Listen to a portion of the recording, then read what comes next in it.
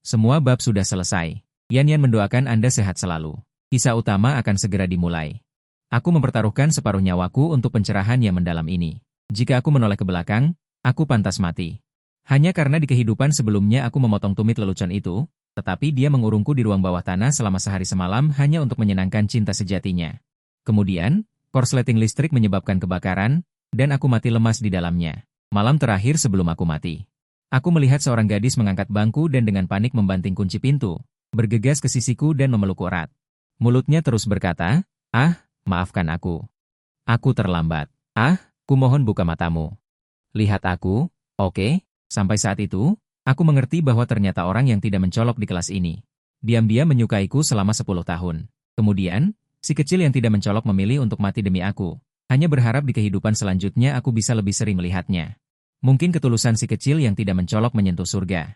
Aku terlahir kembali pada hari aku bertemu dengannya. Kali ini aku tidak akan pernah melewatkannya lagi.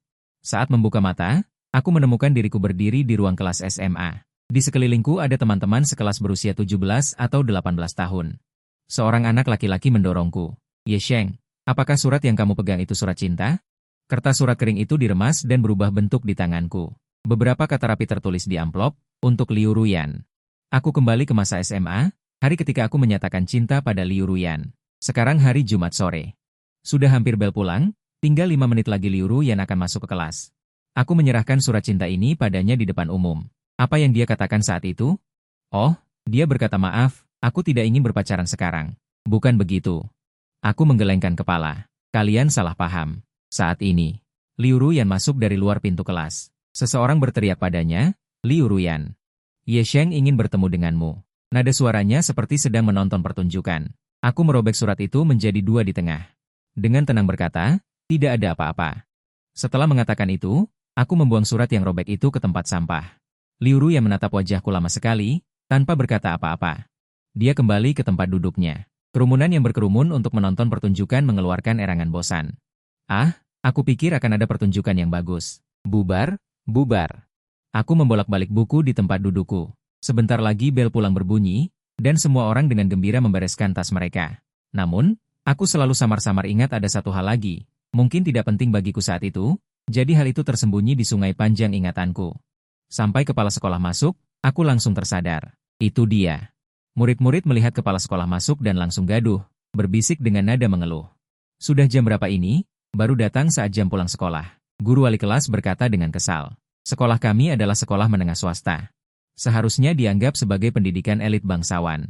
Siswa di sini sebagian besar kaya dan terhormat, sehingga sulit baginya untuk mengatur mereka. Wali kelas melambai ke arah luar. Masuklah. Dia masuk dari luar pintu kelas. Shen Yuchu, aku ingat sekarang. Dia adalah murid pindahan. Dia selalu mengenakan seragam sekolah yang sudah pudar warnanya, tasnya juga sudah usang dan jahitannya lepas. Mungkin karena alasan ini juga, dia jarang berbicara dengan orang lain. Dia bahkan sering diasingkan, selalu duduk sendiri di barisan belakang, mengerjakan buku latihan. Namun, nilainya sangat bagus, selalu berada di peringkat teratas, tidak pernah keluar dari 3 besar di kelas. Terutama mata pelajaran IPA terpadu, hampir selalu mendapat nilai sempurna. Shen Yuchu membungkuk sedikit. Perkenalan diri, namaku Shen Yuchu, pindah dari Beicheng ke sini. Guru kelas mengangguk. Dia menunjuk ke sebuah kursi di barisan belakang dan berkata, duduklah di sana. Maka Shen Yuchu, dengan tas sekolah di punggungnya, selangkah demi selangkah melewati seluruh kelas dan duduk di belakangku. Dia perlahan mengeluarkan buku pelajarannya dan meletakkannya dengan rapi di atas meja, tampak sedikit gelisah. 43 juga sedikit bingung, tapi untungnya masih 17 tahun. Masih sedikit linglung, tapi untungnya masih 17 tahun. Kita semua masih punya waktu, masih ada kesempatan untuk memulai dari awal setelah wali kelas pergi. Kelas menjadi ramai lagi. Semua orang berbalik dan dengan rasa ingin tahu menatap Shen Yuchu. Hikiang, berandalan kecil yang tidak berguna di kelas, menghampirinya dan bertanya, Beichen adalah kota batubara di sebelahnya. Keluargaku juga punya bisnis di sana. Siapa nama ayahmu? Mungkin orang tuaku kenal. Shen Yuchu meremas ujung jarinya, sedikit panik. Dia bergumam. Ayahku tidak berbisnis. Mungkin dia bukan penambang batubara di tambang. Hikiang melanjutkan kata-katanya dan tertawa, banyak orang di sini belajar sejak usia belasan tahun. Meremehkan yang miskin dan mencintai yang kaya. Banyak orang merasa ini menarik. Mendekat untuk melihat, Hikiang menjadi lebih bangga, mengambil buku Shen Yuchu, menciumnya di bawah hidungnya, dan benar-benar ada aroma yang lezat, hahaha. Suara ejekan yang menjijikan, aku tidak tahan lagi, berdiri. Mengambil air dari gelas dan menyiramkannya ke kepalanya. Apakah hidungmu hidung anjing? Wakil teman sekelas, Hikiang basah kuyup oleh air yang aku siram, menatapku dengan marah. Dia menggulung lengan bajunya dan menatapku dengan garang. Ye Sheng, kau mencari mati. Maaf, aku benar-benar sudah mati. Mungkin Ye Sheng di masa SMA adalah orang yang takut masalah dan sabar, tapi Ye Sheng yang hidup selama 28 tahun tidak. Aku tertawa. Ya, mencari mati. Akhirnya tidak berkelahi. Liu Ruyan berjalan mendekat. Berpura-pura tidak melihatku. Ada apa denganmu hari ini? Pulanglah. Liu Ruyan adalah ketua kelas, dan keluarga Liu mereka adalah yang paling berkuasa di seluruh Nancheng. Tentu saja Hikiang tidak akan berselisih dengannya. Tapi ketika aku melihatnya, aku hanya bisa mengingat api besar. Dicekik sampai mati oleh asap, sungguh tidak nyaman, kataku. Mulai sekarang kita tidak akan pulang bersama lagi, kan? Setelah sekolah, aku akan tinggal untuk mengerjakan soal dan mempersiapkan ujian masuk perguruan tinggi. Liu Ruyan mendengus, menatapku dengan aneh. Ye Sheng, ada angin apa ini? Angin tidak ingin melihatmu lagi. Aku menunjuk ke pintu kelas. Bisakah kau tidak mengganggu belajarku? Ketua kelas, Ji Boda, siswa tampan dari kelas sebelah, masih berdiri di depan pintu menunggumu. Aku, Liu Ruyan, dan Ji Boda adalah teman masa kecil yang tumbuh bersama. Orang tua kami bertiga memiliki hubungan bisnis dan sering berinteraksi dalam kehidupan. Dulu aku selalu berpikir, Liu Ruyan sangat baik padaku, dia akan memanggilku kakak Ye Sheng. Sebenarnya, dia hanya menganggapku sebagai kakak. Orang yang dia sukai adalah Ji Boda. Ji Boda berdiri di depan pintu dan melambai ke arah kami. Xiaoyan, apa yang kau bicarakan dengan Ye Sheng? Kalian berdua mau pergi atau tidak? Liu Ruyan menatapku lagi. Menyodok mejaku dengan jari telunjuknya, aku benar-benar tidak bisa belajar fisika. Aku bisa membantumu di akhir pekan. Kemudian dia mengambil tas sekolahnya dan berjalan menuju Ji Boda. Akhirnya, hanya tersisa aku dan Shen Yuchu di kelas. Jam dinding di kelas berdering, suara berdetak. Di belakangku ada pena Shen Yuchu, suara bergesekan saat menulis di kertas buram. Kesanku tentangnya selalu seperti seorang kutu buku sejati. Tapi Shen Yuchu, di mataku. Seperti apa dirimu? Aku berbalik, tanganku memegang sandaran kursi. Melihatnya dengan seksama, alis dan sudut bibirnya, secara bertahap menyatu dengan ingatan di lautan api. Memelukku, wajah gadis itu menyatu, dia berkata, Ye Sheng, aku Shen Yuchu. Apakah kamu masih ingat aku? Mungkin aku terlalu fokus menatapnya. Shen Yuchu merasakan sesuatu yang aneh. Dia mengangkat kepalanya, menatapku dengan aneh, dan mengangkat tangannya untuk menyentuh dagunya. Dia bertanya dengan hati-hati, apakah ada sesuatu di wajahku? Aku menggelengkan kepala. Dan buru-buru berkata, tidak, sungguh memalukan. Untuk memecah suasana canggung ini, aku meraih buku latihan fisika dari dalam laci meja. Membuka salah satu halamannya, dan meletakkannya di depan Shen Yuchu. Bisakah kamu membantuku menjelaskan soal ini? Melihat soal itu, suasana hati Shen Yuchu langsung menjadi lebih baik. Dia melirik sekilas dan berkata, soal ini sebenarnya tidak terlalu sulit. Soal mudah saja aku tidak bisa. Fisikaku sangat buruk. Tipe yang selalu tertinggal jauh setiap ujian. Dia mengeluarkan kertas buram dan dengan cepat menulis dua rumus. Seperti ini, dan seperti ini. Kemudian dia bertanya padaku, apakah kamu mengerti? Aku mengeluarkan suara keraguan. Dia tersenyum dan berkata, bagaimana kalau aku membantumu dari dasar? Shen Yuchu mungkin juga menyadari tingkat kemampuanku yang sebenarnya dari tatapan bingungku. Dia menutup buku latihannya. Mengambil buku pelajaran dan membukanya ke awal, dengan lembut berkata, kita mulai dari bab pertama perlahan-lahan. Menurutku, kemampuan membimbing Shen Yuchu lebih baik dari guru fisika SMA aku yang kaku dan dogmatis. Jauh lebih baik dari Liu Ruyan. Benar, di kehidupan sebelumnya.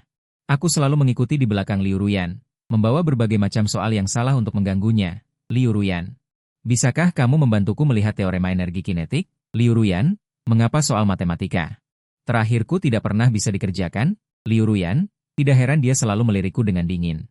Apakah kamu bodoh Ye Sheng? Tidak bisa melakukan apapun, sampai satpam sekolah datang mengetuk pintu. Berdiri dengan marah di depan pintu kelas, berteriak kepada saya dan Shen Yuchu, apa yang kalian berdua lakukan di sini larut malam? Kenapa belum pulang? Perlu saya menelepon orang tua kalian? Saya dan Shen Yuchu baru menyadari bahwa sudah hampir jam 8. Sekolah juga akan mengunci gerbang, jadi kami buru-buru mengemasi tas sekolah, sambil meminta maaf dan berlari keluar. Berlari sampai gerbang sekolah, sebuah mobil membunyikan klakson, berhenti di samping saya. Pengemudi menurunkan kaca jendela, itu adalah Paman Sang, sopir keluarga kami. Dia melihat saya belum pulang selarut ini. Jadi dia secara khusus datang menjemputku. Cepat naik mobil, Ibumu masih menunggumu makan malam di rumah. Paman Zhang menegurku, nadanya juga tidak terlalu baik. Aku buru-buru membuka pintu mobil. Aku menoleh dan melihat Shen Yuchu. Shen Yuchu, sudah selarut ini. Perlu kami mengantarmu pulang? Tidak perlu, rumahku jauh. Karena tidak searah ke pinggiran barat, dia menunjukkan ekspresi canggung dan senyum yang sedikit kaku lagi. Lagi pula, masih ada bus pada jam ini, sangat nyaman. Shen Yuchu melambai padaku. Berlari menuju halte bus. Pinggiran barat sangat jauh, bus membutuhkan waktu lebih dari 1 jam. Aku hanya pernah ke sana sekali. Daerah itu belum sepenuhnya berkembang, penuh dengan bangunan tua dan rumah-rumah rendah. Sampah juga menumpuk di tanah. Aku berteriak padanya, Shen Yuchu menoleh. Aku bertanya kepadanya, apakah kamu tahu namaku siapa? Wajahnya sedikit memerah di bawah lampu jalan. Aku berkata, namaku Ye Sheng, Sheng dari nama sungai. Kamu harus ingat tentang Shuang. Walaupun aku sudah melakukan perjalanan waktu. Tapi pengetahuan pelajaran budaya SMA sama sekali tidak ikut bersamaku dalam perjalanan waktu ini. Ini adalah hal yang sangat menyedihkan. Ditambah lagi, aku awalnya adalah seorang siswa menengah dengan kecerdasan biasa-biasa saja, jadi aku harus memanfaatkan akhir pekan. Tertidur di meja sambil melihat-lihat buku pelajaran SMA yang hampir setiap barisnya penuh dengan catatan. Aku tidak pintar. Tapi aku selalu berusaha. Saat aku sedang memeras otak memikirkan poin-poin penting, ponselku berdering. Aku terkejut, ternyata itu Ji Boda. Dia mengirimiku sebuah foto di WeChat. Ruang belajar perpustakaan, meja dasar, 2 cangkir teh susu di atas meja. Dia memasang ekspresi sedih. Ye Sheng, Xiao yang datang belajar di sini di akhir pekan. Aku bukan peserta ujian mata pelajaran budaya. Membosankan sekali. Apa kamu datang? Ji Boda adalah mahasiswa seni. Liu Ruyan juga sangat hebat, padahal dulu aku tidak menyadarinya. Cara berpikirnya sangat tidak biasa. Dia mengajak kencan di perpustakaan. Aku hanya membalas singkat. Tidak pergi, dia juga tidak akan kembali. Aku melanjutkan membaca buku. Saat membaca, otakku terasa seperti gumpalan bubur yang saling melilit. Betapa aku merindukan saat Shen Yuchu menjelaskan soal padaku sore itu, begitu jelas. Aku membuka ponselku. Aku mengunduh buku alamat yang baru diperbarui dari file grup kelas, dan menemukan nomor ponsel Shen Yuchu. Dia memutar kembali masa lalu, dia segera terhubung, Ye Sheng bertanya dengan ragu-ragu. Aku tertawa. Aku sedang mengerjakan soal, hanya ingin memintamu datang. Apakah aku mengganggumu? Kita membicarakan banyak hal, membicarakan tentang kelas. Guru mana saja yang paling tegas? Guru mana saja yang agak kurang sopan? Lalu, ada beberapa cerita yang sudah beredar selama 800 tahun. Namun Shen Yuchu belum pernah mendengar kisah-kisah aneh dan gosip kampus sebelumnya. Dia terus menyetujui saya. Sesekali dia akan ikut menghela napas dramatis bersamaku, sangat memuaskan hasratku untuk bercerita. Gadis ini benar-benar lembut, tapi kenapa aku tidak bisa mengingatnya? Di mana tepatnya aku pernah berinteraksi dengannya di masa lalu? Kami sudah mengobrol cukup lama. Kami baru saja menutup telepon, aku iseng membuka daftar teman dan melihat-lihat. Ternyata Liu Ruyan, untuk pertama kalinya, membuat status, hari ini mengulang beberapa poin penting fisika. Lumayan banyak yang didapat. Gambar itu adalah sudut buku latihan fisika. Banyak yang menyukai. Banyak teman-teman yang berkomentar, ketua kelas, ajari kami dong, fisika benar-benar susah sekali. Bagaimana bisa para siswa menjadi begitu rajin? Sebelum Shen Yuchu pindah ke kelas kami, nilai Liu Ruyan. Saya selalu menjadi yang nomor 1 di kelas kami, jauh melampaui peringkat kedua, sampai Shen Yuchu datang. Kedudukannya baru mulai goyah. Nilai ujian mereka berdua hampir sama, menduduki peringkat pertama dan kedua dalam tes. Mereka juga bergantian mendapatkan nilai tertinggi, sementara siswa lain selalu berharap untuk melihat persaingan sengit antara dua dewa ujian. Sayangnya, seingat saya, Liu Ruyan dan Shen Yuchu pernah mengatakan sesuatu. Mungkin tidak lebih dari 10 kalimat. 2 orang tidak berarti apa-apa. Maaf telah mengganggu Shen Yuchu begitu lama. Sebenarnya aku juga agak malu, jadi malamnya aku pergi ke dapur dan mencari beberapa bahan makanan. Aku memanggang sekotak kue kering dan berencana memberikannya kepada Shen Yuchu sebagai hadiah. Dulu aku sering membuat hal-hal kecil ini. Dan juga akan memberikan biskuit dan kue yang aku coba buat sendiri kepada Liu Ruyan untuk dicicipi. Tapi di kehidupan sebelumnya, suatu kali aku pergi ke kantor perusahaannya, secara tidak sengaja aku melihat biskuit yang aku berikan di lacinya. Hanya dimakan 1 potong, sisanya bahkan tidak dibekukan, beberapa sudah berjamur. Baru aku tahu bahwa dia sebenarnya tidak menyukai barang-barang yang aku berikan. Ibuku mendengar suara itu. Turun ke dapur untuk melihatku, dan lagi-lagi menyia-nyiakan makanan. Ibuku mengerutkan kening. Liu Ruyan sama sekali tidak suka makan ini, bisakah kamu mengganti yang lain? Siapa bilang ini untuk Liu Ruyan? Aku memberikannya kepada teman sekelas baru. Aku menjawab dengan suara keras sambil memasukkan kue kering ke dalam kotak. Benar-benar keras kepala. Ibuku menatapku dengan heran, berdecak kagum karena aku telah berubah sifat. Keesokan harinya saat jam istirahat, aku berbalik dan meletakkan biskuit itu di meja Shen Yuchu. Dia dengan hati-hati membuka kotak itu, matanya langsung berbinar, terkejut dan senang. Dan sedikit bingung. Dia berkata, "Teman sekelas Ye Sheng, apakah kamu orang pertama yang membuatkan biskuit untukku?" Senang sekali, rasanya hasil kerja keras diakui. Hanya saja Liu Ruyan membawa setumpuk kertas ulangan keluar dari ruang guru. Dia kebetulan lewat di barisan kami ini. Tiba-tiba berhenti dan melirik kami, lalu berkata dengan nada yang tidak jelas. "Biskuit buatanmu?" Orang ini muncul dan menghilang secara misterius, membuatku dan Shen Yuchu terkejut. Liu Ruyan menatap kotak biskuit itu, mengamati, dan berkata dengan aneh. "Ye Sheng, kamu bilang kamu tidak akan sembarangan memberikan makanan buatanmu sendiri kepada orang lain." Aku menggaruk-garuk kepala. Sepertinya aku memang pernah mengatakan itu ketika aku mengejar Liu Ruyan di SMA. "Liu Ruyan, selain kamu, tidak ada yang boleh mencicipi makanan penutup buatan tangan Ye Sheng. Benar-benar cinta buta. Kenapa harus membongkarnya?" Aku menundukkan kepala, tidak ingin memperhatikannya. Liu Ruyan melihat aku tidak berbicara dengannya. Lalu pergi mengobrol dengan Shen Yuchu. "Kudengar kamu pandai fisika." Dia meletakkan kertas ulangan di atas meja. Seolah-olah mengambil topik pembicaraan secara acak, dia bertanya. Shen Yuchu menggelengkan kepalanya. Jawaban yang rendah hati. "Tidak, hanya tingkat biasa. Tidak perlu terlalu rendah hati." Liu Ruyan mengeluarkan selembar dari tumpukan kertas ujian itu. Dan memberikannya kepada Shen Yuchu. 98 poin, sangat tinggi. "Ini kertas ujian yang kamu kerjakan saat pindah sekolah, kan? Aku baru saja ke kantor untuk mengambil soal ujian kecil terakhir. Kebetulan aku ambilkan ini untukmu. Aku ikut melihat. Selain soal terakhir, hanya dikurangi sedikit poin. Sisanya sempurna." Liu Ruyan menunjuk ke bagian yang dikurangi poin itu dan berkata, "Ini adalah soal kompetisi fisika. Renungkan baik-baik lagi. Di kehidupan sebelumnya, Liu Ruyan belajar dengan guru privat di luar sekolah untuk mempersiapkan kompetisi fisika, dan akhirnya memenangkan penghargaan. Dia bahkan mendapat poin tambahan di Gaokao. Melihat saya mendengarkan dengan saksama, tiba-tiba dia menjentik kepala saya. "Apakah kamu mengerti apa yang kubicarakan?" Aku menatap Liu Ruyan dengan mata melotot. "Jangan terlalu menindas." Benar-benar mengira aku tidak akan berkembang. Dia tertawa, dan tawanya terdengar sedikit menghangatkan hati. "Kenapa kamu tidak datang ke perpustakaan akhir pekan lalu? Bukankah kita sudah sepakat untuk membahas soal?" Ini pertama kalinya aku mendengar dia berbicara seperti itu. Tapi aku menggelengkan kepala. Aku tidak bisa. Aku akan bertanya pada Shen Yuchu saja. Dia duduk tepat di belakangku. Ekspresi Liu Ruyan terpaku. Dia melirikku, lalu melirik Shen Yuchu. Tidak berbicara, dengan dingin memeluk kertas ujian dan berjalan pergi, setelah berjalan 2 langkah. Menoleh ke belakang, tetapi tidak mengatakan apapun kepadaku. "Ye Sheng, Sabtu depan ada pesta perayaan Jiboda, kamu harus datangnya." Pesta perayaan Jiboda. Titik balik yang mengubah segalanya. Jiboda adalah mahasiswa seni, persyaratan mata kuliah umumnya tidak tinggi. Asalkan nilainya memenuhi standar, dia seharusnya bisa masuk sekolah. Di kehidupan sebelumnya, dia tampil sangat baik. Beberapa sekolah tari yang bagus menawarinya kesempatan. Ini benar-benar sebuah peristiwa menggembirakan. Ayah Jiboda mengadakan jamuan makan di Hotel Bintang 5. Dia juga secara khusus memberinya cuti 2 hari, mengizinkannya mengajak teman-temannya bersenang-senang di luar, asalkan tidak menginap. Tidak heran ayahnya mengajukan permintaan seperti itu, dia biasanya bermain dengan banyak orang, dan punya teman dari berbagai kalangan. Jiboda menyewa kamar suite mewah di KTV. Saya juga pergi saat itu. Ada teman-teman dari sekolah kita dan juga beberapa teman dari kelas seni di luar sekolah. Sangat ramai dan ribut. Liu Ruyan dan Jiboda dikelilingi di tengah, keduanya diolok-olok untuk berduet, sudah hampir tengah malam. Ibuku meneleponku melalui panggilan video, Jiboda kebetulan berada di samping, melihat ID penelepon. Dia berkata, "Ibuku bilang dia pergi berbelanja dengan ibumu hari ini. Sekarang seharusnya masih bermain mahjong di rumahmu. Ponselku sudah dimatikan, jangan angkat telepon.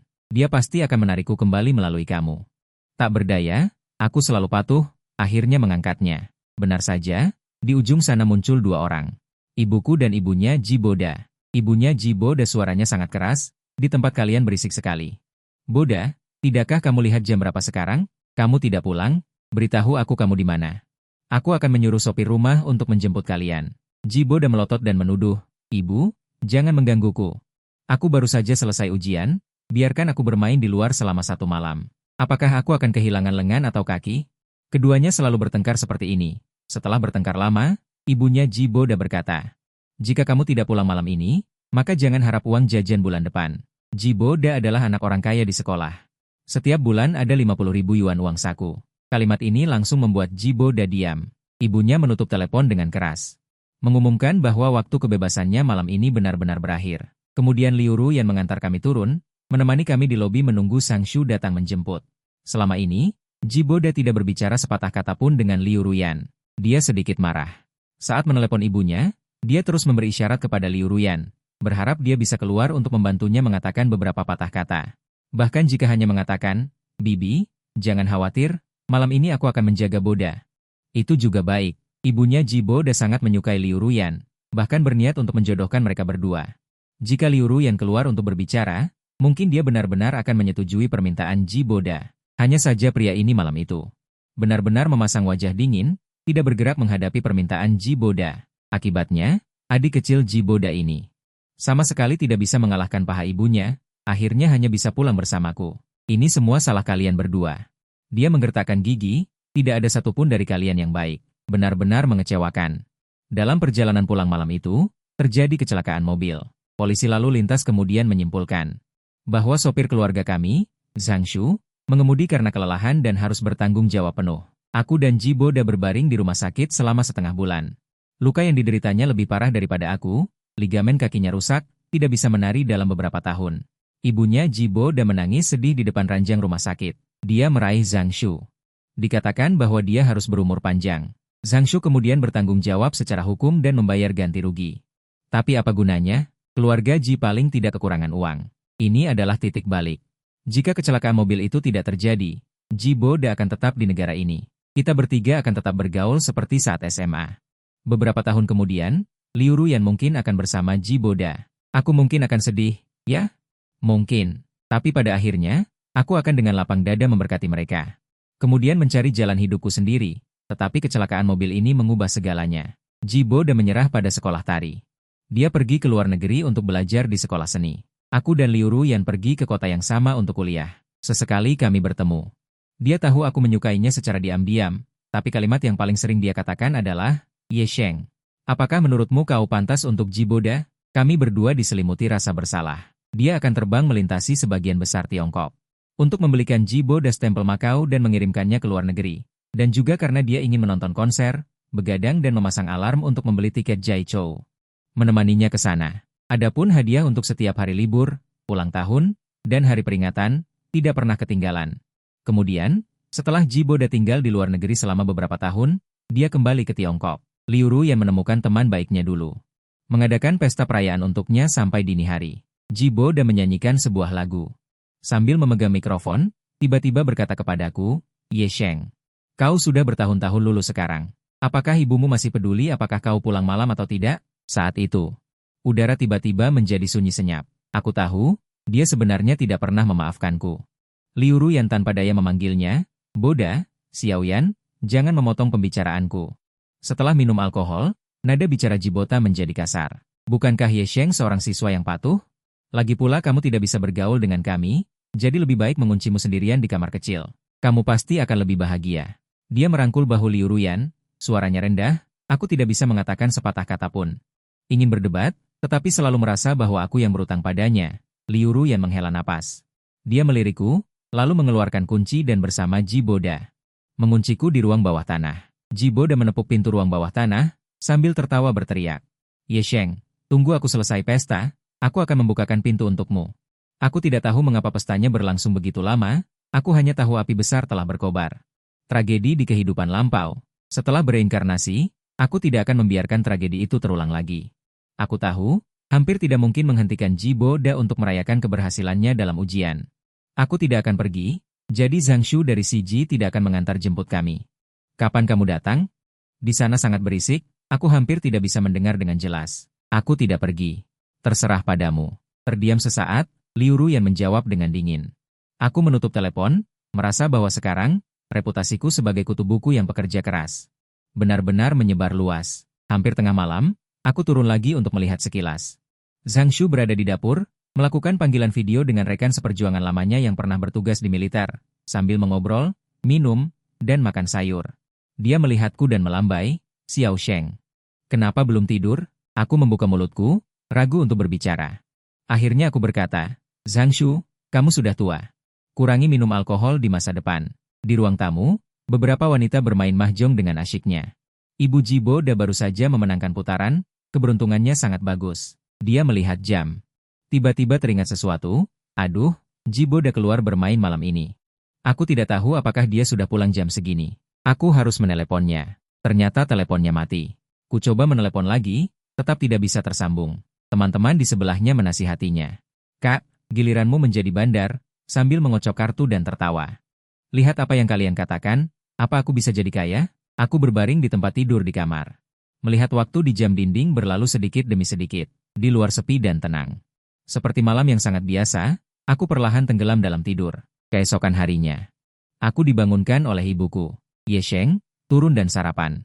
Baru jam 8, aku dengan imut mengambil ponsel dari samping tempat tidur dan membuka momen.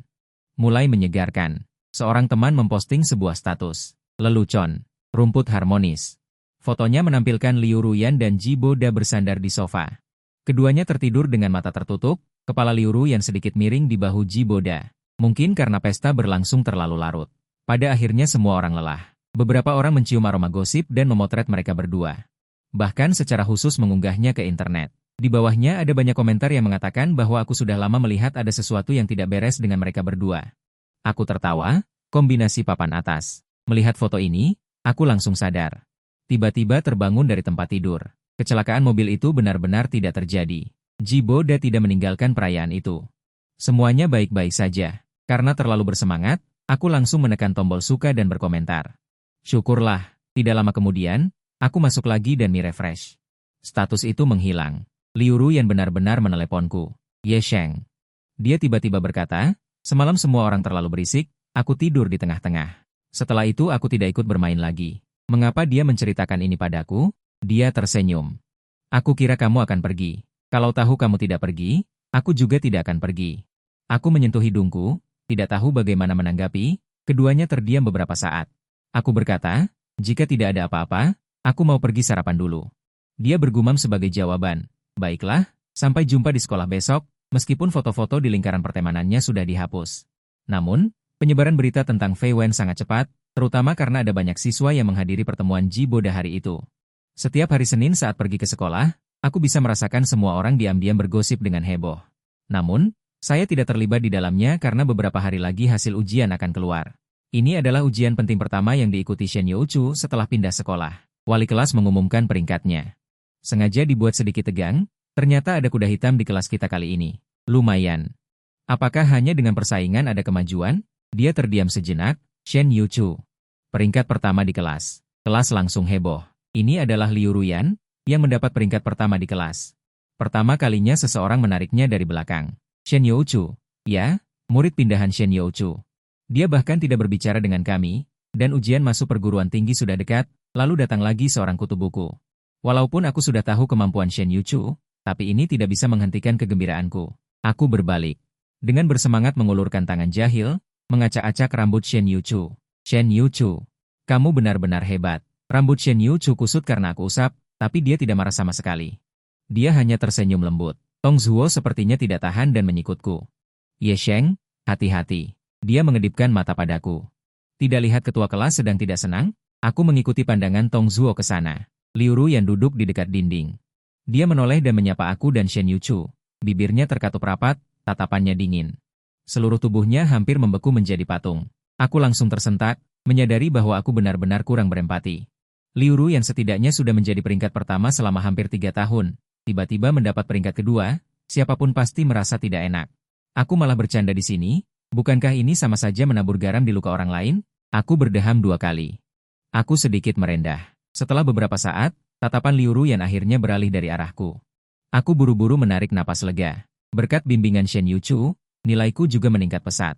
Jadi sekarang setiap hari Jumat setelah sekolah, aku dengan sadar belajar mandiri bersamanya selama 2 jam, numpang bimbingan dari siswa teladan.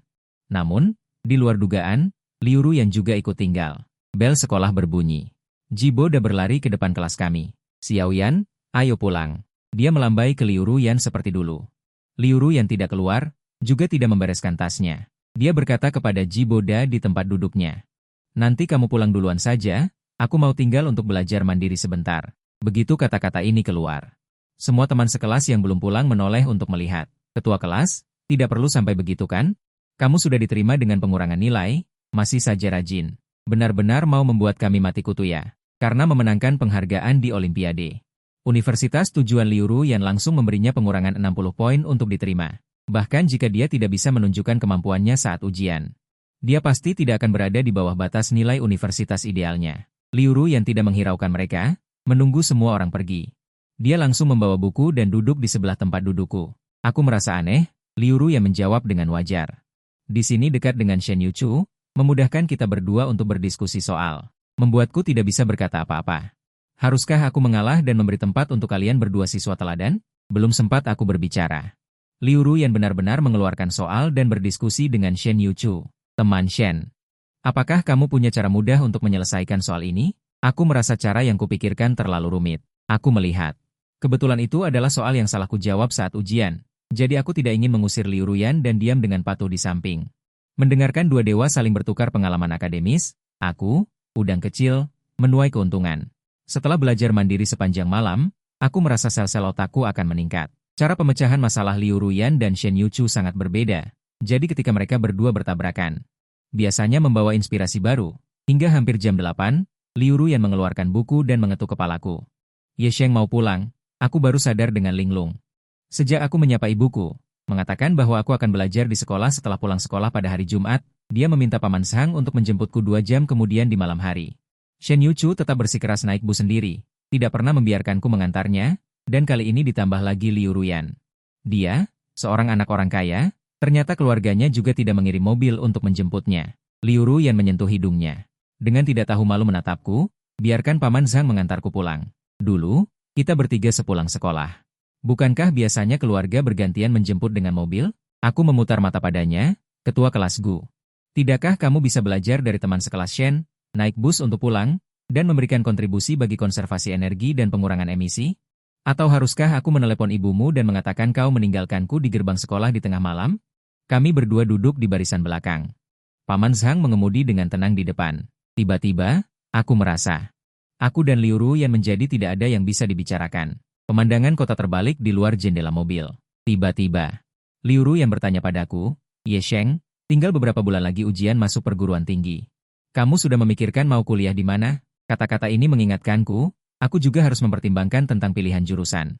Aku ingin pergi ke selatan, ingin melihat laut, tapi di kehidupan sebelumnya.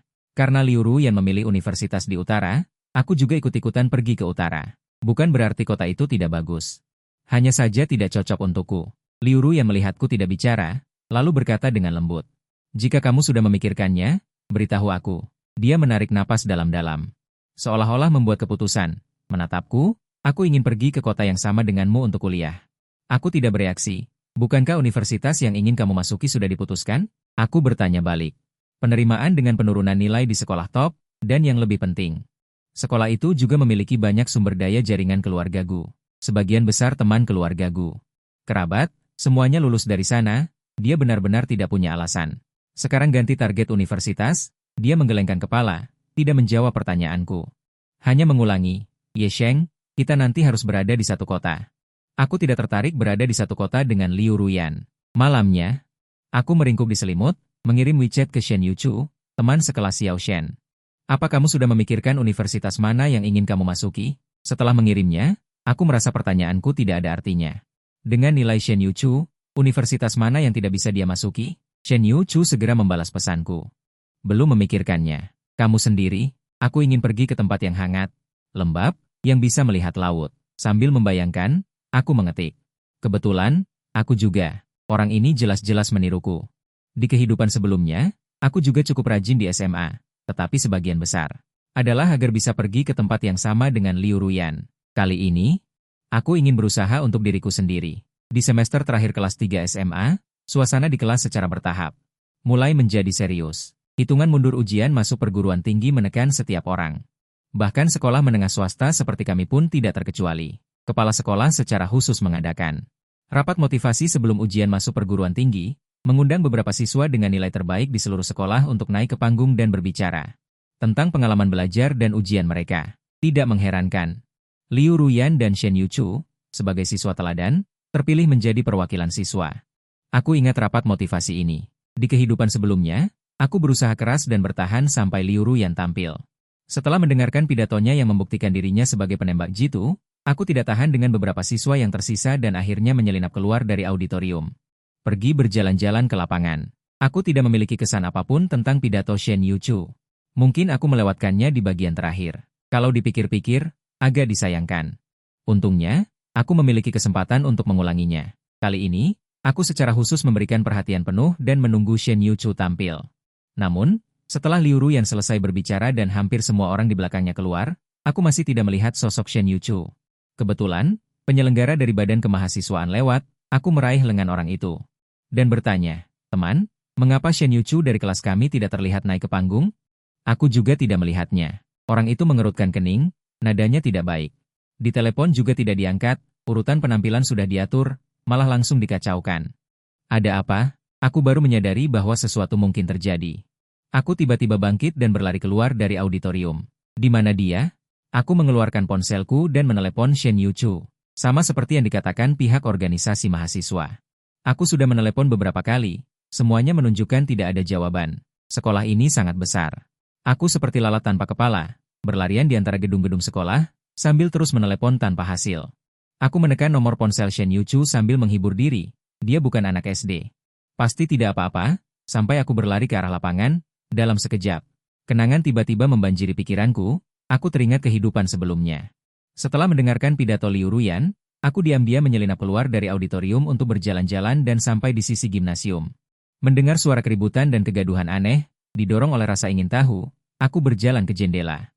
Kulihat beberapa teman sekelas kita di dalam mengelilingi seorang gadis, terus-menerus menendang dan memukulinya.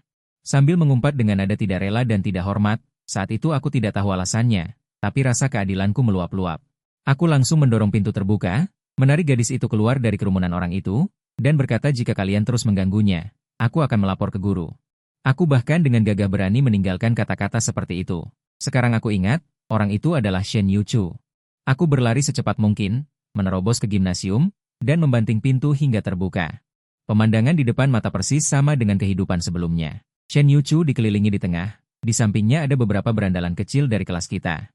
Hikiang juga ada di sana. Bukankah keluargamu hanya penambang batu bara? Jadi, belajar dengan baik membuatmu merasa hebat? Masih ingin naik panggung untuk berpidato? Aku tidak akan membiarkanmu pergi. Aku benci siswa baik yang merasa dirinya lebih tinggi seperti kamu. Kemampuan apa yang dia punya? Setelah berinteraksi dengan Shen Yuchu untuk waktu yang lama, aku baru menyadari. Sebenarnya, lingkungan hidupnya di kelas lebih buruk dari yang aku bayangkan, seperti SMA kita ini. Sangat suka membentuk kelompok-kelompok kecil, dan Shen Yuchu sendiri memiliki karakter yang lembut, pindah sekolah di tengah jalan. Terjebak di antara siswa berprestasi biasa, tidak termasuk dalam kelompok manapun, jadi sering dikucilkan. Bahkan dibully, di dunia ini dia memiliki teman seperti aku untuk menemaninya. Aku sulit membayangkan betapa sepinya hidupnya di kehidupan sebelumnya. Mungkin juga karena keadaan inilah yang membuatnya sangat sensitif terhadap sedikit pun kebaikan. Mungkin aku hanya secara kebetulan menariknya keluar dari kelompok Hikiang. Namun, dia bisa mengingatku begitu lama. Para anak orang kaya seperti Hikiang, aku tidak takut pada mereka. Mereka melihatku dan menghentikanku. Ye Sheng, apa yang kamu lakukan selarut ini? Penyelamatan heroik terhadap wanita cantik? Ya, ini berbeda dari alur cerita sebelumnya. Terutama karena waktu kedatangan saya mungkin juga salah. Rapat mobilisasi sudah selesai. Teman-teman sekelas yang bubar berjalan ke arah sini. Beberapa memperhatikan keributan di sini. Menjulurkan kepala dari balik pintu untuk melihat. Apa itu? Kenapa aku tidak ingat kejadian itu? Dengan keramaian sebesar ini, Hikiang semakin bersemangat melihat kerumunan orang. Larut malam, aku sudah lama memperhatikan hubungan kalian berdua yang aneh. Kalian berdua pasti punya hubungan rahasia. Jika hari ini adalah teman sekelas biasa, aku tidak akan terlalu menggertak Shen Yuchu, tapi sayangnya itu kamu. Begini saja, jika kamu mengakui kamu menyukainya, aku akan menemanimu minta maaf. Sekolah kita ini suka sekali melihat gosip. Mengamati teman-teman mengeluarkan suara yang sangat seragam. Itu siapa? Itu Ye Sheng dari kelas 4. Dan Shen Yuchu, yang terbaik di kelas kita, berdiri dan menarik tanganku. Wajahnya pucat, dia tersenyum, sudahlah. Jangan mempersulit diri sendiri, ada begitu banyak teman di sini. Apa yang bisa dia lakukan padaku? Meskipun dia berkata begitu, aku tidak tahan dengan provokasi. Memangnya kenapa kalau aku menyukai Shen Yuchu? Aku menegakkan leherku dan berkata dengan keras, apa itu melanggar hukum? Aturan sekolah mana yang melarang berpacaran? Ternyata belak-belakan tidak sesulit itu, kan? Semua orang mungkin tidak menyangka aku bisa mengakuinya dengan begitu mudah, dalam sekejap. Ternyata tidak ada yang berbicara, bahkan tidak ada sorakan untuk melihat pertunjukan yang bagus. Hikiang yang pertama kali memecah kesunyian dengan gagap. Ye Sheng, orang hebat, apa yang kamu lakukan? Membuat keributan di depan umum. Saat itu, sebuah suara yang tiba-tiba datang dari belakang kerumunan. Ujian masuk perguruan tinggi bahkan belum dimulai, apakah mereka semua ingin mendapatkan hukuman? Kerumunan itu secara sadar membuka jalan. Orang yang lewat itu agak familiar. Aku berpikir sejenak, sepertinya ketua OSIS. Ketua menunjuk Hikiang dan perbuatan yang dilakukannya, dengan nada tegas, kalian akan segera lulus. Masih menindas teman sekolah? Apakah kalian sudah membaca tata tertib sekolah? Tidak tahukah kalian bahwa kami sangat melarang perundungan di sekolah? Melarang perundungan di sekolah adalah salah satu pasal penting dalam tata tertib sekolah kita. Meskipun dalam kenyataannya, pengucilan secara diam-diam di antara siswa tak terhitung jumlahnya. Namun, tidak ada yang sampai ke pihak sekolah. Kali ini, Hikiang akan dijadikan contoh. Ketua menunjuk mereka satu persatu. Dan kamu, ikut aku ke kantor guru BK. Setelah menyebut nama, dia menoleh ke orang di belakangnya dan berkata, Liu Ruyan. Kalau begitu, aku akan pergi menemui guru dan menjelaskan situasinya. Apakah kamu ikut? Baru saat itulah aku menyadari. Ternyata Liu Ruyan datang bersama ketua OSIS. Dia tadi berdiri di tempat yang teduh. Aku tidak memperhatikannya. Liu Ruyan menggelengkan kepalanya, tiba-tiba menunjuk Shen Yuchu. Biarkan teman Shen ikut juga. Bagaimanapun, dia adalah pihak yang terlibat dan bisa menjelaskan semuanya dengan jelas. Ketua mengangguk, melambaikan tangannya, dan membawa semua orang pergi. Hikiang berteriak, tolong, aku tidak mau bertemu kepala sekolah. Kamu tidak punya pilihan. Ketua menepuk kepalanya. Para penonton melihat tokoh utama pergi. Menyadari bahwa pertunjukan sudah selesai, mereka bubar. Aku awalnya ingin pergi bersama Shen Yuchu. Menunggu dia keluar di luar kantor, tetapi baru saja mengikuti beberapa langkah, tiba-tiba seseorang meraih pergelangan tanganku. Liu Ru yang menatapku dengan tatapan dalam, Ye Sheng.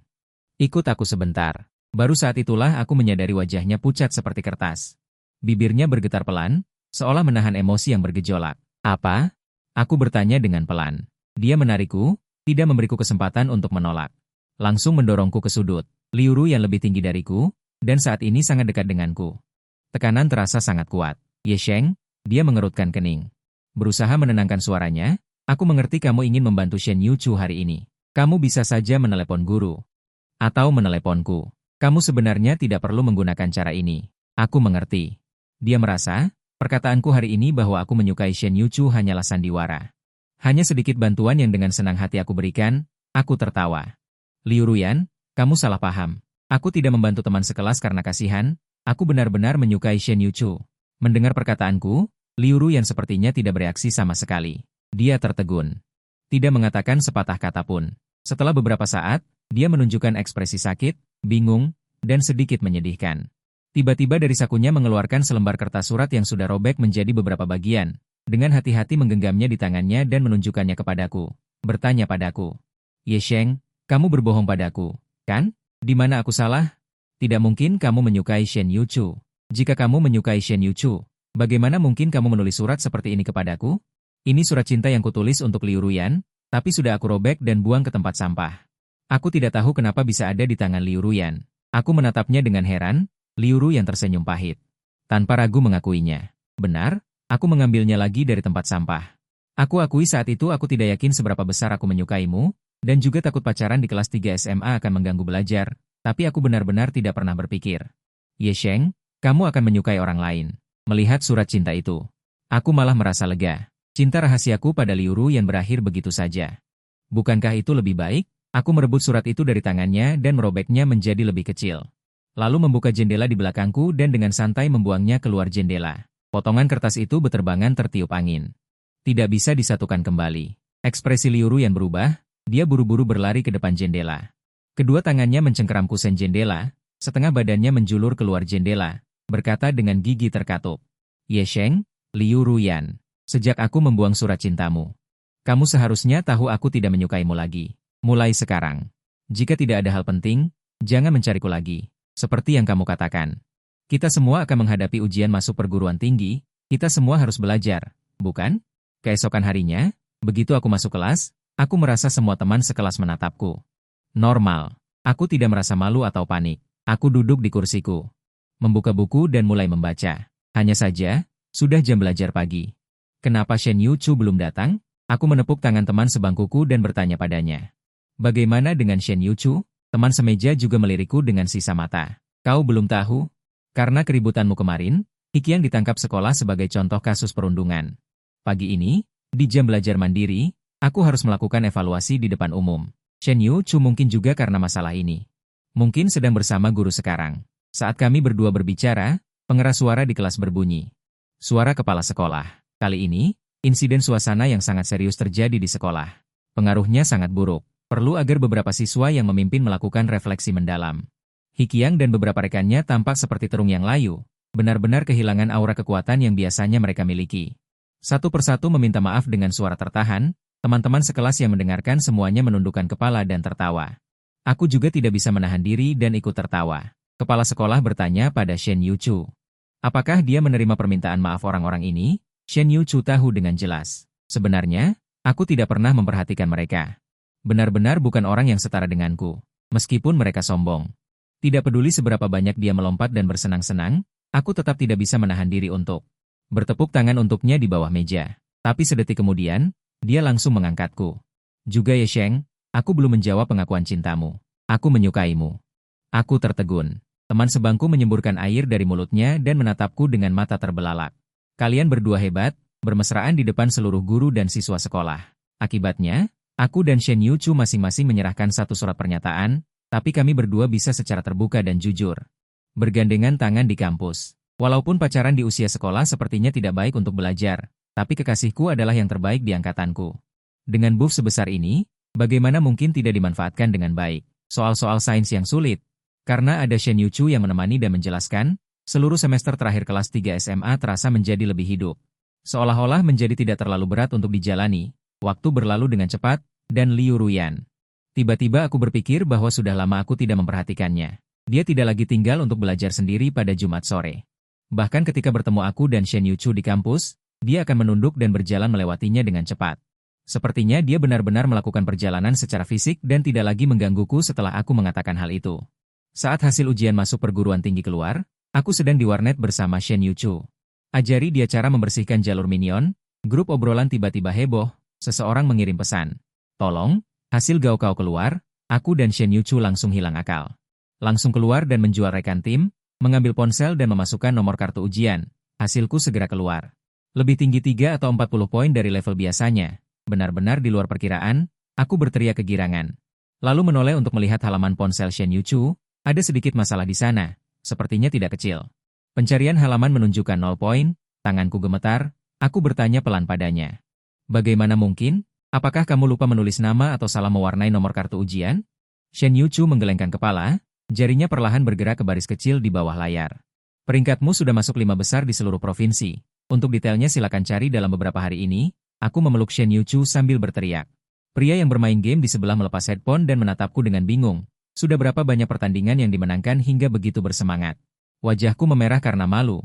Aku merendahkan suara. Teman Shen, kamu ingin mendaftar ke universitas mana? Shen Yuchu tersenyum dan mengacak-acak rambutku, berdiskusi denganmu. Kemudian universitas terkenal di selatan itu memberi Shen Yuchu beasiswa penuh dan mengizinkannya memilih jurusan sesuka hati. Aku diterima di sekolah percontohan di sebelahnya, semuanya seolah-olah sudah diatur sesuai rencana, kecuali Liu Ruyan. Beberapa hari sebelum batas waktu pengisian formulir pendaftaran, aku tiba-tiba menerima telepon dari Ye Sheng, ayah Liu Ruyan. Bisakah kamu membantu paman? Membujuk Liu Ruyan untuk mendaftar ke Universitas A sesuai rencana semula? Universitas A adalah sekolah target yang awalnya memberi Liu Ruyan pengurangan nilai untuk diterima. Baru aku tahu. Performa Liu Ruyan buruk, hasil ujiannya tidak terlalu ideal, tidak mencapai beberapa universitas top nasional. Garis penerimaan, tetapi jika ditambahkan 60 poin yang diberikan Universitas A, dia masih bisa pergi ke sana sesuai rencana semula. Sejujurnya, aku tidak mengerti mengapa ayah Liu meneleponku. Pertama-tama, dalam menghadapi situasi ini. Universitas A sebagai universitas top nomor 1 di negara itu, mengapa Liu Ruyan masih ragu? Aku sama sekali tidak mengerti. Kedua, sebagai orang luar, apa yang bisa aku bujuk padanya? Tetapi ayah Liu bagaimanapun juga adalah orang yang lebih tua. Aku sulit menolak permintaannya, jadi setelah menutup telepon, aku menekan nomor ponsel Liu Ruyan. Dia berpikir lama sebelum mengangkatnya, setelah ragu-ragu sejenak, aku bertanya. Liu Ruyan, apakah kamu belum memutuskan ingin mendaftar ke sekolah mana? Suara Liu Ruyan terdengar lelah. Tidak sedetik pun, Aku benar-benar merasakan semacam emosi kecewa yang mendalam. Apakah otakmu kemasukan air, ketua kelas Liu? Apa yang kau pikirkan? Jika kau tidak pergi ke Universitas Yida, lalu kemana kau akan pergi? Dengan kemampuanmu, tidakkah sayang jika kamu hanya masuk universitas unggulan biasa? Aku juga tidak tahu apakah perkataanku terlalu berat atau tidak, tetapi pernah sekali, Liu Ruyan tidak menjawabku. Lama, dia perlahan berkata, Ye Sheng. Aku takut terlalu jauh darimu, kamu akan melupakanku, Ye Sheng. Aku ingin kuliah di kota yang sama denganmu. Ternyata, dia benar-benar berpikir seperti itu. Tapi Liu Ruyan, tidak perlu, sungguh tidak perlu lagi. Dengan nada dingin aku berkata, Liu Ruyan, jika kamu melakukan ini, aku akan merendahkanmu. Apakah kamu ingin kita bahkan tidak bisa menjadi teman biasa? Liu Ruyan pergi ke Universitas Yida. Bagian budaya Jibo dah lulus dengan sukses dan diterima di Akademi Tari di kota yang sama di utara. Aku dan Shen Yuchu diterima di universitas di selatan. Semua berakhir dengan sempurna. Tidak ada kecelakaan mobil, tidak ada luka, juga tidak akan ada kebakaran besar di kemudian hari. Hubungan ketiga keluarga kita masih sangat baik, bersama-sama menghadiri perayaan kelulusan selama beberapa hari. Orang tua masih bersikeras ingin mengantar kami ke bandara, naik pesawat untuk kuliah. Di ruang tunggu keberangkatan, aku dan Shen Yuchu berada di penerbangan yang sama. Liu Ruyan dan Jibo dah berada di penerbangan yang sama. Satu pergi ke selatan, satu pergi ke utara, akhirnya berpisah di kelas Jian Piao. Ketika aku menarik Shen Yuchu, aku memberinya sebuah ransel, ketika Jibo dah juga ingin menyentuh Liu Ruyan. Namun, dia diam-diam menjauh sedikit, tampak dingin dan jauh. Dia menatapku, membuka mulutnya, tapi pada akhirnya tidak mengatakan apapun. Aku melambai pada mereka, selamat tinggal, mungkin untuk waktu yang sangat lama. Kita tidak akan bertemu lagi. Bagian utama sudah selesai, selanjutnya adalah konten lanjutan. Setelah Ye Sheng mengalami kecelakaan, polisi melakukan penyelidikan rinci terhadap jenazahnya. Jibo dah memeluk ayahnya, terisak tanpa henti sambil berkata, itu terlalu mengerikan. Ji Ziqiang. Anak remaja ini berasal dari pasar, bahkan jika yang meninggal adalah putranya, kebebasan yang tumbuh bersamanya sejak kecil. Tentu saja, aku bahkan lebih bukan orang baik. Aku duduk di kantor polisi. Tidak mengatakan sepatah kata pun. Sebenarnya, bahkan jika Ji Ziqiang datang hari ini, polisi akan kesulitan mendefinisikan aku dan Jibo dah. Villa tempatku di pinggiran kota tidak memiliki pengawasan. Jadi selain aku dan Jibo dah, tidak ada orang lain yang melihat kami berdua secara langsung. Mengurung Ye Sheng di ruang bawah tanah. Membunuh orang pun tidak dihukum. Liu Ruyan. Aku melihat tanganku sendiri, tiba-tiba merasa pusing seperti mual, seolah-olah darah menempel di tanganku. Siapa dia? Aku menunjuk ke sosok di foto yang ditemukan oleh tim penyelamat. Kedua mayat diletakkan di pantai, meskipun sudah direndam air laut, tidak terlihat wajah aslinya. Tangan wanita itu masih memeluk erat Ye Sheng. Aku merasakan firasat yang sulit diucapkan. Polisi membolak-balik catatan, Shen Yuchu, dulunya adalah seorang profesor di universitas terkenal. Ah, sayang sekali. Ini bunuh diri karena cinta. Ya, bunuh diri karena cinta apa? Omong kosong. Aku merasa semakin kesal dan dengan marah menyela perkataan polisi muda itu.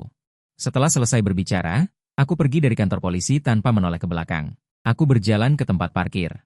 Baru saja membuka pintu mobil, Jibo dah mengikuti dari belakang. Xiao Yan. Dia meraih tanganku, matanya merah. Tinggallah di tempatku beberapa hari. Aku takut kamu takut. Aku langsung menepis tangannya, merasa dia membuatku jijik. Jibo dah, mengapa ketika kita mengurung Ye Sheng di ruang bawah tanah, kita tidak merasa dia akan takut? Jibo dah didorong olehku, berdiri terpaku di tempat. Aku mengendarai mobil. Berkendara tanpa tujuan di kota pada malam hari, akhirnya sampai di depan rumah Ye Sheng saat SMA. Beberapa tahun ini, bisnis keluarga Ye tidak berkembang dengan baik. Ayah Ye Sheng meninggal karena kecelakaan saat Ye Sheng kuliah.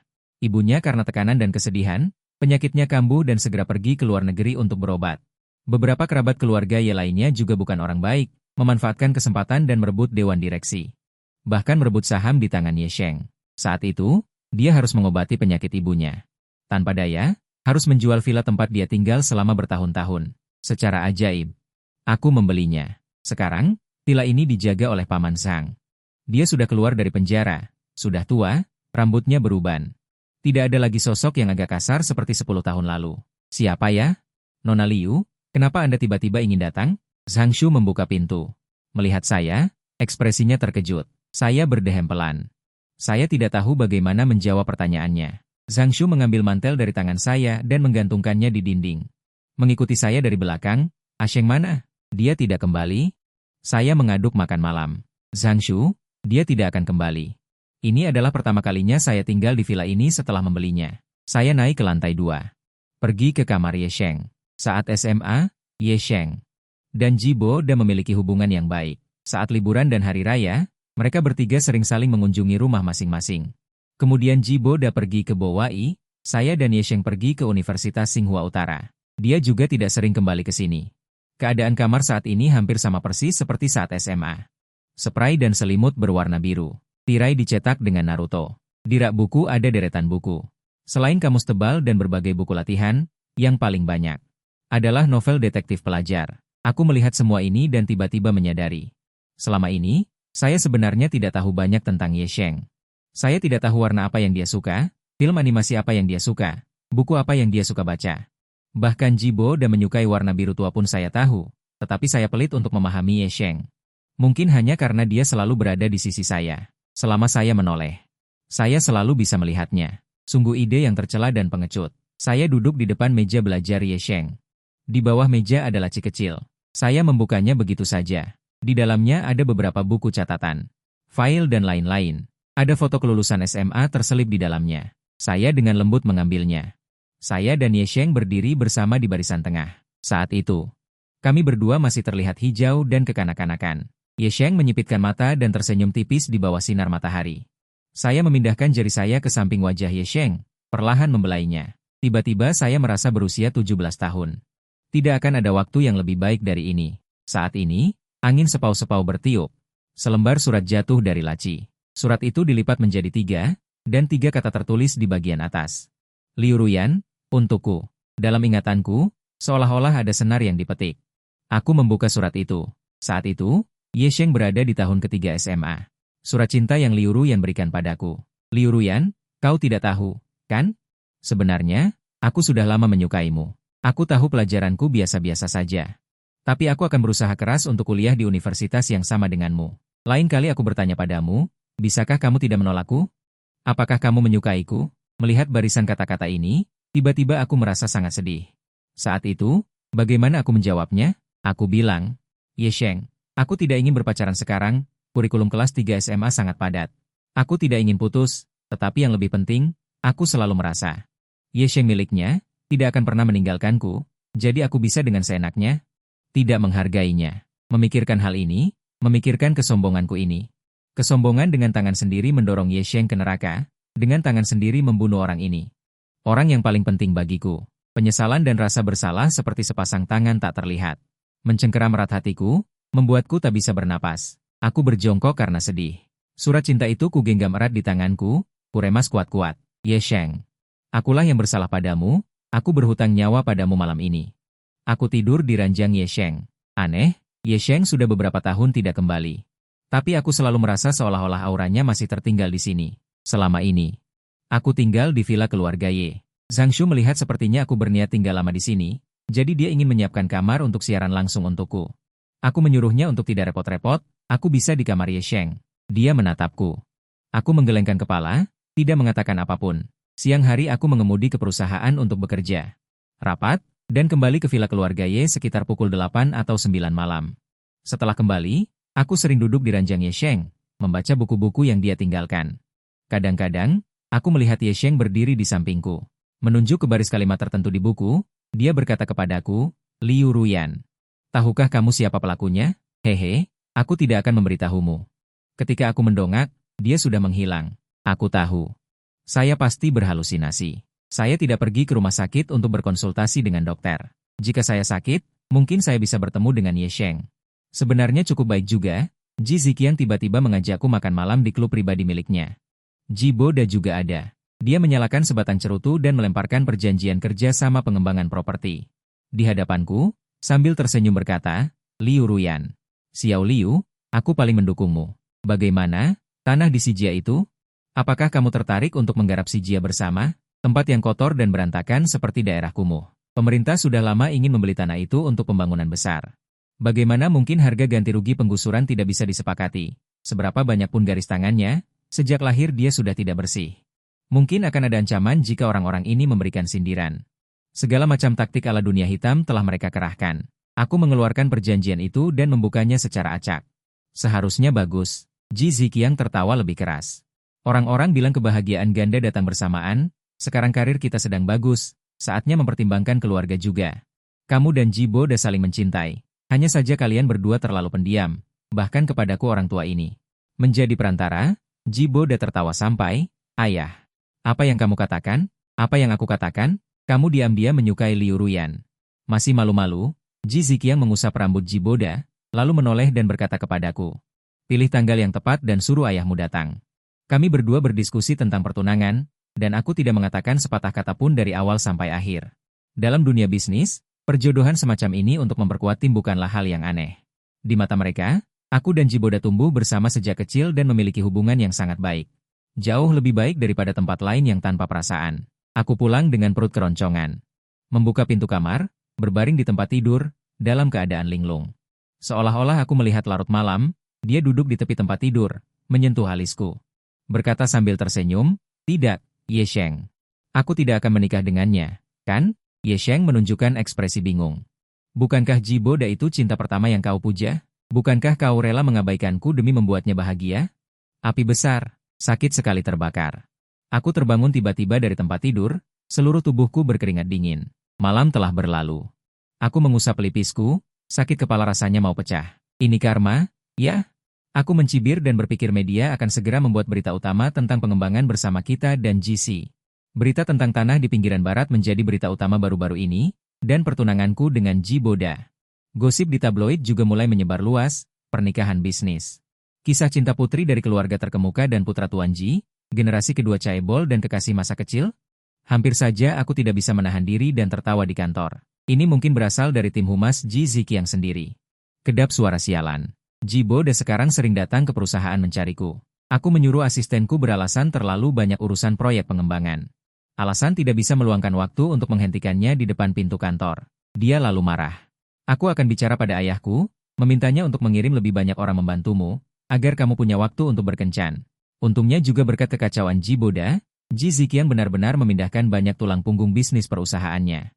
Bahkan banyak elit, beberapa di antaranya adalah orang kepercayaan lama yang telah bersamanya selama beberapa dekade. Mereka membawa data tentang proyek pengembangan GC, beberapa terabi file hard drive, bertanya padaku mana yang perlu digunakan. Di dalamnya ada penggelapan pajak, penyuapan, pembongkaran paksa, kekerasan, berbagai cara ilegal. Ji Ziqiang sekarang merasa. Dia dan aku bagai semut dalam satu tali, jadi dia tidak waspada sama sekali. Dia memanggilku saat bertemu. Menantu perempuan. Aku mencibir dingin. Berguna. Banyak yang berguna. Lebih dari 2 bulan kemudian, keluarga bangsawan dan keluarga Ji di gedung perkantoran pusat kota. Kami bersama-sama mengadakan konferensi pers tentang pengembangan lahan. Ji Ziqiang dan saya sama-sama hadir. Sesuai dengan gagasan Ji Ziqiang, setelah mengumumkan rencana pengembangan lahan di pinggiran barat, dia juga ingin memanfaatkan kesempatan ini untuk mengumumkan berita pernikahanku dengan Jiboda. Sebelum naik ke panggung, dia menepuk pundakku. Merapikan dasinya, wajahnya penuh dengan senyum bangga, dan menantu perempuan. Saya secara khusus meminta seseorang untuk menghitung kalender hari ini hari yang baik, cocok untuk melakukan hal-hal besar. Aku menatapnya, tidak berkata apa-apa. Setelah pembawa acara mengumumkan dimulainya konferensi pers. Semuanya berjalan sesuai langkah yang telah direncanakan, sampai seorang reporter tabloid di bawah, tidak memahami prosesnya. Mengira bahwa proposal pengembangan sudah dijelaskan dengan cukup baik, mengangkat tangannya dan bertanya, Tuan Ji. Kapan resepsi pernikahan akan diadakan? Apakah nyaman untuk mengungkapkan ini? Jiboda sedang berbicara di tengah jalan. Terganggu, ekspresinya tidak terlalu baik, tetapi pertanyaan reporter itu tentang acara bahagia. Dia dengan sabar menjawab, pernikahan adalah berita yang benar, Liu Ruyan dan aku, Jiboda, sudah saling kenal sejak kecil. Teman masa kecil, keduanya jatuh cinta secara bebas, adapun kapan. Kami akan memberitahu kalian pada waktunya. Aku tidak pernah menyetujui pernikahan itu. Aku menyesap air. Dengan tegas, dia mengangkat gagang telepon dan berkata, pada konferensi pers, Peng Fo menjatuhkan bom, membuat para wartawan di tempat kejadian terkejut dan terdiam. Perubahan mendadak, apa yang sebenarnya terjadi? Ji Ziqiang tertegun sejenak.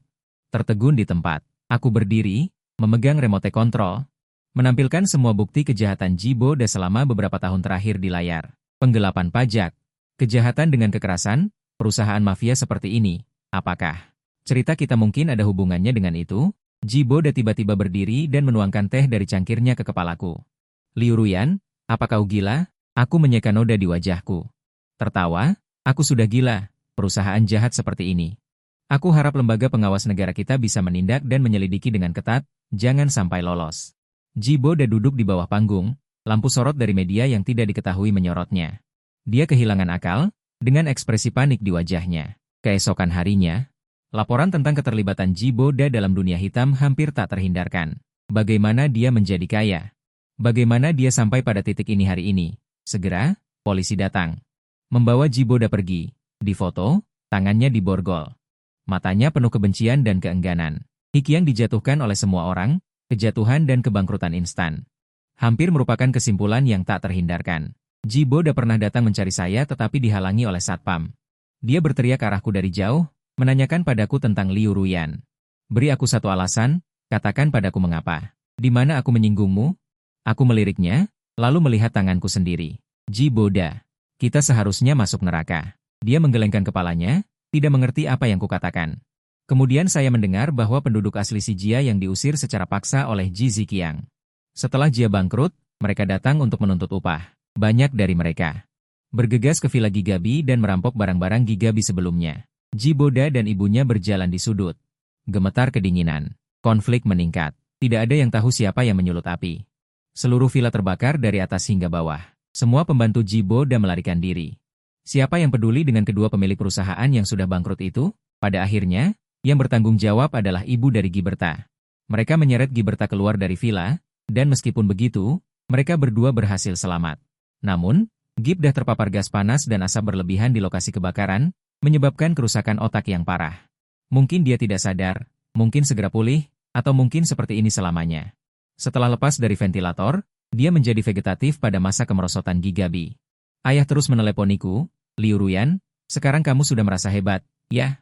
Aku tidak bisa mengendalikanmu lagi. Apa kamu tahu apa yang sedang kamu lakukan? Tahukah kamu ada berapa banyak proyek kerjasama antara Gigabi dan perusahaan kita? Apakah kamu sadar bahwa kamu telah menyebabkan Gibert bukanlah teman masa kecilmu lagi? Kamu benar-benar kejam. Awalnya beberapa panggilan saya jawab, tapi lama-lama saya merasa terganggu dan mulai mengabaikannya. Saya sering mengemudi sendirian di jalan tol pada malam hari tanpa tujuan yang jelas, terkadang sepertinya saya melihat sesuatu. Ye Sheng duduk di kursi penumpang depan, bahkan memasang sabuk pengaman. Liu Ruyan. Dia dengan lembut menyebut namaku. Bukankah kamu menyukai Jiboda? Aku tidak menyukainya. Dia menyeret suaranya, lalu tiba-tiba menyentuhku. Jadi, siapa yang kamu suka? Apa dia menyukaiku? Aku tersenyum dan baru saja akan menjawabnya. Tidak, Katsuya menggelengkan kepalanya lagi. Tidak, kamu tidak mungkin menyukaiku. Bagaimana mungkin kamu meninggalkanku sendirian di tempat seperti itu, jika kamu menyukaiku? Benar, aku teringat lagi api besar di ruang bawah tanah. Penyesalan yang mendalam mulai menghantuiku. Aku bilang Ye Sheng, aku akan menemuimu. Ye Sheng memiringkan kepalanya menatapku. Saya keluar dari jalan tol dan melaju menuju pantai terpencil itu dalam kegelapan malam. Sepanjang jalan melewati ladang yang terjal dan desa-desa kuno, Ye Sheng memegang erat sabuk pengamannya. Terdengar teriakan kecil. Inikah laut tempatmu tenggelam? Aku menginjak pedal gas dalam-dalam. Mobil itu melaju kencang menuju laut dalam, lalu tenggelam ke jurang biru. Aku melepaskan sabuk pengamanku. Aku memeluk erat hayalan tentang Yosuga di malam hari, menekan hayalan itu ke dalam tubuhku. Aku datang menemuimu. Saya harap kamu bisa memaafkan saya.